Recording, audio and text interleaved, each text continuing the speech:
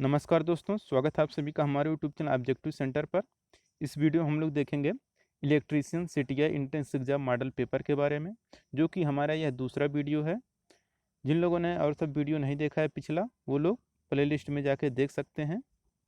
तो उसी के आगे हम लोग शुरू करते हैं। 31 नंबर क्वेश्चन है, एच पी एम वी द्वीप उत्पन्न करता है। ऑप्शन है 30 ल्यूमन पर वाट, 50 ल्यूमन पर वाट, 60 ल्यूमन पर वाट, 80 ल्यूमन पर वाट।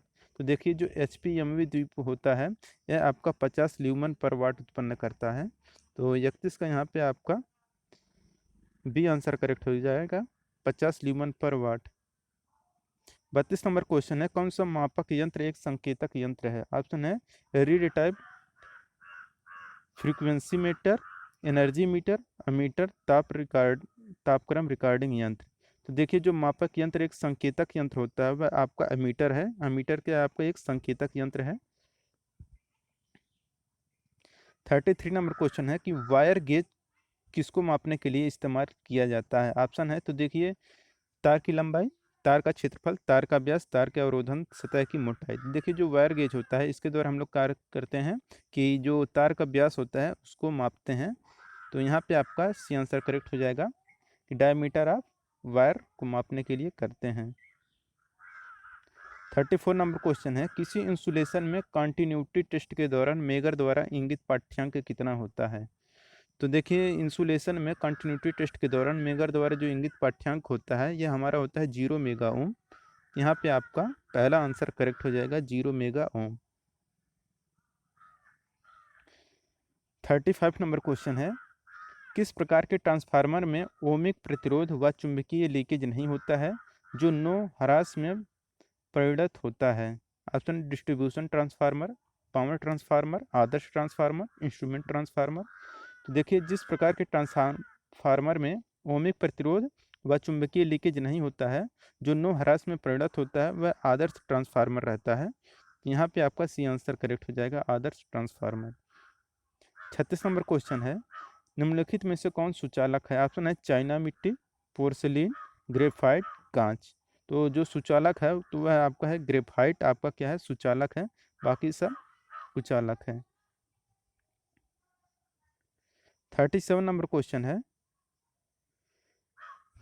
किसी three phase half wave rectifier में 415 वोल्ट 50 हर्ट्ज के लिए एसी इनपुट है। डीसी आउटपुट की उत्क्रमिका आवृत्ति प्लस आवृत्ति पल्स सेकंड में कितना होगा। ये होगा आपका 150 होगा। यहाँ पे आपका सी आंसर करेक्ट हो जाएगा। 38 नंबर क्वेश्चन है, किस प्रकार का यंत्रक बल एक संकेत यंत्र है जिसे किसी भी स्थिति में रखा जा सकता है। ऑप्शन है गुरुत्व नियंत्रण, स्प्रिंग नियंत्रण, द्रव घर्षण नियंत्रण, हाइड्रोलिक घर्षण नियंत्रण।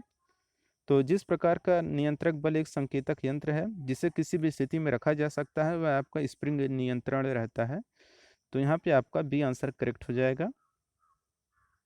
39 नंबर क्वेश्चन है, स्टार्टर रहित 220 volt 10 horsepower shunt motor जिसका आर्मेचर प्रतिरोध 0.2 ओम है की प्रारंभिक धारा कितनी होती है। तो इसकी जो प्रारंभिक धारा होती है वह आपका 1100 एम्पियर होता है। तो यहाँ पे आपका बी आंसर करेक्ट हो जाएगा। 40 नंबर क्वेश्चन है, स्टीरियोफोनिक प्रणाली के लिए क्या आवश्यक है। तो देखिए, स्टीरियोफोनिक प्रणाली के लिए आवश्यक होता है कि दो पृथक प्रवर्धक होना चाहिए। यहाँ पे आपका बी आंसर करेक्ट हो जाएगा, दो पृथक प्रवर्धक। 41 नंबर क्वेश्चन है, कौन सा कथन रूटीन प्रिवेंटिव मेंटेनेंस के विशेष गुण का वर्णन करता है। तो जो कथन रूटीन प्रिवेंटिव 41 नंबर क्वेश्चन है, कौन सा कथन रूटीन प्रिवेंटिव मेंटेनेंस के विशेष गुण का वर्णन करता है। तो देखिए, जो कथन रूटीन प्रिवेंटिव मेंटेनेंस के गुण का विशेष गुण का वर्णन करता है, वह है आपका कि मशीन का मेंटेनेंस या तो कार्य के दौरान या अल्प अंतराल के लिए मशीन को रोक कर हो सकता है। तो यहाँ पे आपका बी आंसर करेक्ट हो जाएगा। 42 नंबर क्वेश्चन है, एक स्थिर वोल्टेज आपूर्ति से जोड़े गए 3 किलोवाट वाले डीसी मोटर का वेग 2000 आरपीएम है। इस वेग को 2500 आरपीएम तक परिवर्तित करना है। किस वेग नियंत्रक विधि का प्रयोग करोगे। तो इसके लिए हम लोग जो जिस नियंत्रक विधि का प्रयोग करेंगे वो नियंत्रक विधि रहता है हमारा कि क्षेत्र धारा को एक क्षेत्र रियोस्टेट से परिवर्तित कर। तो यहाँ पे आपका डी आंसर करेक्ट हो जाएगा। 43 नंबर क्वेश्चन है, निम्नलिखित सिस्टम में से किसमें विद्युत पावर का पारेषण होता है। तो जिसमें विद्युत पावर का पारेषण होता है वो रहता है आपका ओवरहेड सिस्टम भी रहता है और भूमिगत सिस्टम दोनों रहता है। तो यहाँ पे आपका सी आंसर करेक्ट हो जाएगा, ए और बी दोनों। 44 नंबर क्वेश्चन है, निम्नलिखित में से किस परिपथ भंजकों में उच्च विश्वसनीयता व नगण्य देखरेख होती है। ऑप्शन है वायु विस्फोट परिपथ भंजक, एसएफ परिपथ भंजक, आयल परिपथ भंजक, निर्वात परिपथ भंजक। तो जिस परिपथ भंजकों में उच्च विश्वसनीयता व नगण्य देखरेख होती है यह रहता है आपका एसएफ प्रतिरोध भंजक। तो यहाँ पे आपका बी आंसर करेक्ट हो जाएगा, एसएफ प्रतिरोध परिपथ भंजक, एसएफ परिपथ भंजक।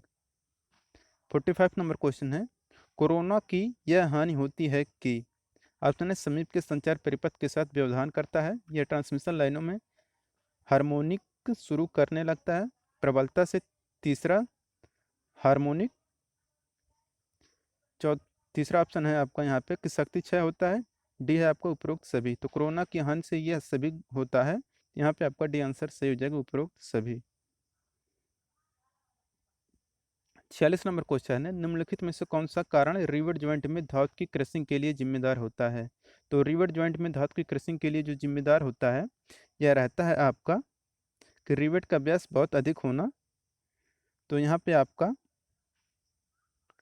सी आंसर करेक्ट हो जाएगा, रिवेट का व्यास बहुत अधिक होना। 47 नंबर क्वेश्चन है, पीक फैक्टर इनमें से किसका अनुपात है। तो देखिए जो पीक फैक्टर अनुपात होता है यह रहता है कि आरएमएस मान के साथ पीक मान का। तो यहाँ पे आपका पहला आंसर करेक्ट हो जाएगा। 48 नंबर क्वेश्चन है कि तापमान में वृद्धि के साथ इंसुलेशन प्रतिरोधकता क्या होती है। ऑप्शन अपरिवर्तित रहती है, रेखीय रूप से कम होता जाता है, रैखिक रूप से बढ़ जाता है, तेजी से कम हो जाती है। तो तापमान में वृद्धि के साथ जो इंसुलेशन प्रतिरोधकता होती है यह क्या होता है कि आपका तेजी से कम हो जाता है। तो यहाँ पे आपका डी आंसर करेक्ट हो जाएगा, तेजी से कम हो जाता है। 49 नंबर क्वेश्चन है कि वोल्टता अनुवर्ती यानी कि वोल्टेज फॉलोअर प्रवर्धक प्रयुक्त होता है। तो वोल्टता अनुवर्ती प्रवर्धक जो प्रयुक्त होता है यह प्रयुक्त होता है आपका कि संकेत स्रोत के भरण प्रभाव से बचाव के लिए किया जाता है। यहाँ पे आपका सी आंसर करेक्ट हो जाएगा। 50 नंबर क्वेश्चन है, यदि किसी मोटर के भार को उसके पूर्ण भार से अधिक कर दिया जाए तो स्लिप वृद्धि का अधिकतम प्रभाव क्या होगा। तो यदि किसी मोटर के प्रभाव को उसके पूर्ण भार से अधिक कर दिया जाए तो स्लिप वृद्धि का अधिकतम प्रभाव होता है कि आपका धारा में वृद्धि होती है। तो यहाँ पे आपका सी आंसर करेक्ट हो जाएगा कि धारा में वृद्धि होती है। 51 नंबर क्वेश्चन है कि बैटरी के विद्युत अपघटन की अवस्था किनके पदों में परखी जाती है। ऑप्शन है धारामान, आपेक्षिक घनत्व, अम्लीय अंश, निर्गत वोल्टता। तो बैटरी के विद्युत अपघट की व्यवस्था जो अवस्था होती है यह जो प्रकट किया जाता है यह आपका अपेक्षित घनत्व के रूप में किया जाता है। यहाँ पे आपका बी आंसर करेक्ट हो जाएगा। 53 नंबर क्वेश्चन है कि विद्युत अपघट्ट में आंसू जल का प्रयोग किया जाता है क्योंकि यह क्या है। तो देखिए विद्युत अपघट्ट में आंसू जल का प्रयोग किया जाता है क्योंकि आपका स्थानीय क्रिया को रोकता है अथवा मंद कर देता है। तो यहाँ पे आपका करेक्ट आंसर क्या हो जाएगा, पहला, स्थानीय क्रिया को रोकता है अथवा मंद कर देता है। 53 नंबर क्वेश्चन है कि जब अर्थिंग दोष होता है तो क्या होता है। ऑप्शन अर्थिंग के कारण भूमि पर वोल्टेज विभव बढ़ता है, अर्थिंग के कारण भूमि पर वोल्टेज विभव घटता है, दोष के बावजूद भूमि पर वोल्टेज विभव शून्य रहता है, डी आपका उपरोक्त कोई नहीं। तो जब अर्थिंग दोष होता है तो क्या होता है कि अर्थिंग के कारण भूमि पर वोल्टेज विभव बढ़ता है। तो 53 का यहाँ पे आपका पहला आंसर करेक्ट हो जाएगा, अर्थिंग के कारण।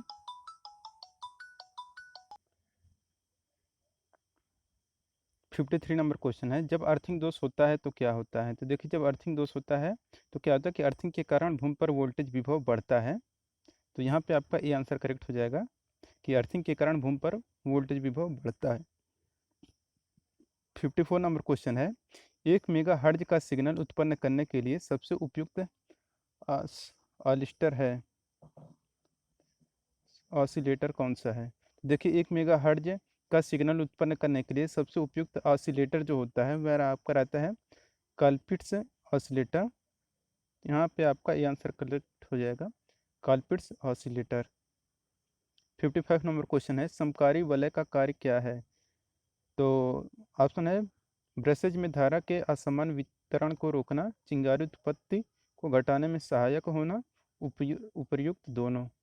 तो ब्रसेज में धारा के असमान वितरण को रोकना भी होता है, तो चिंगारी उत्पत्ति को घटाने में भी सहायक होना भी होता है। तो यहाँ पे आपका सी आंसर करेक्ट हो जाएगा, उपरोक्त दोनों। 56 नंबर क्वेश्चन है, ट्रांसफार्मर की प्राइमरी वाइंडिंग है। तो ट्रांसफार्मर की जो प्राइमरी वाइंडिंग होती है ये आपका रहता है लो वोल्टेज या हाई वोल्टेज वाइंडिंग हो सकता है। तो यहाँ पे आपका सी आंसर करेक्ट हो जाएगा, ट्रांसफार्मर की प्राइमरी वाइंडिंग लो वोल्टेज या हाई वोल्टेज वाइंडिंग हो सकता है। 57 नंबर क्वेश्चन है, ट्रैक को बनाने वाले टर्मिनल निम्नलिखित में से हैं। देखिए ट्रैक को बनाने वाले जो टर्मिनल होते हैं वह आपका एम टी व गेट होता है। तो यहाँ पे आपका डी आंसर करेक्ट हो जाएगा, एम टी व गेट। 58 नंबर क्वेश्चन है, 3000 आरपीएम से अधिक गतियों के लिए मशीन प्रयोग होती है। तो देखिए 3000 आरपीएम से अधिक गतियों के लिए जो मशीन प्रयोग की जाती है वह आपको यूनिवर्सल मोटर रहता है। तो यहाँ पे आपका सी आंसर करेक्ट हो जाएगा, यूनिवर्सल मोटर। 59 नंबर क्वेश्चन है, बायोगैस संयंत्र उपयुक्त होते हैं। तो देखिए जो बायोगैस संयंत्र होता है ये आपका ग्रामीण क्षेत्रों के लिए होता है। यहाँ पे आपका सी आंसर करेक्ट हो जाएगा, ग्रामीण क्षेत्रों के लिए बायोगैस संयंत्र उपयुक्त होते हैं। 60 नंबर क्वेश्चन है, किसी 3 फेज हाफ वेव रेक्टिफायर में 415 वोल्ट 50 हर्ट्ज के एसी इनपुट है, डीसी आउटपुट की ऊर्मिका आवृत्ति पल्स प्रति सेकंड में कितना है? तो ये होता है आपका 300 पल्स प्रति सेकंड होता है। यहाँ पे आपका डी आंसर करेक्ट हो जाएगा। दोस्तों अब इसके आगे का वीडियो हम लोग देखेंगे कल। वीडियो अगर आपको अच्छा लगा हो तो वीडियो को कर दीजिए लाइक। अगर आप हमारे चैनल पर नए तो चैनल को कर लीजिए सब्सक्राइब। मिलते हैं नेक्स्ट वीडियो के साथ। Thank you.